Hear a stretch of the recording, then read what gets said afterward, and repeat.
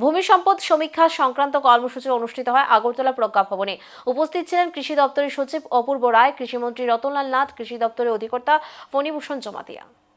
এই সময়ের মধ্যে বিজ্ঞানসম্মত উপায়ে পরিবর্তিত বিভিন্ন প্রকারের পন্থা এবং পদ্ধতির অবলম্বন করে কৃষি সহ সার্বিক ক্ষেত্রে নবজাগরণের প্রয়াস অব্যাহত। একই রকমভাবে ভূমি সম্পদ সমীক্ষা বা ভূমি সম্পদকে সংরক্ষণ এবং ব্যবহারের জন্য পরিকল্পনা মাফিক বিভিন্ন কর্মসূচি প্রতিনিয়ত নজরে পড়ে। এরই অঙ্গ হিসেবে আজ আগরতলা প্রজ্ঞাভবনে কৃষি দপ্তরের উদ্যোগে দপ্তরের সচিব অপূর্ব রায়, মন্ত্রী রতনলাল নাথ, অধিকর্তা ফণীভূষণ জমাতিয়া সহ বিভিন্ন ব্যক্তিত্বদের উপস্থিতিতে ভূমি সম্পদ সমীক্ষা সংক্রান্ত এক গুরুত্বপূর্ণ কর্মসূচি আয়োজিত হয়।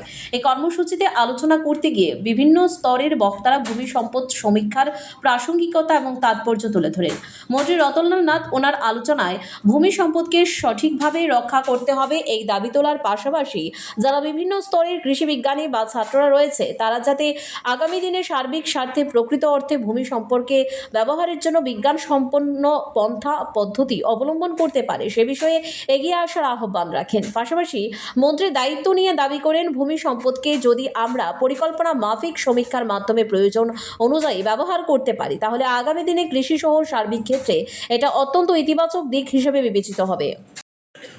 সাকসেস হতে হলে সবচেয়ে যে জিনিসটা মেইন ইম্পর্টেন্ট দরকার সেটা হলো মাটি। তো মাটি তো আমি জানি না মাটির নিচে কি আছে। আমরা সয়েল হেলথ টেস্ট করি, সয়েল টেস্টিং করি, এটা সারফেস, উপরের অংশটা করে টেম্পোরারি, আপাতত কৃষকদের এই তুমি করতে পারো।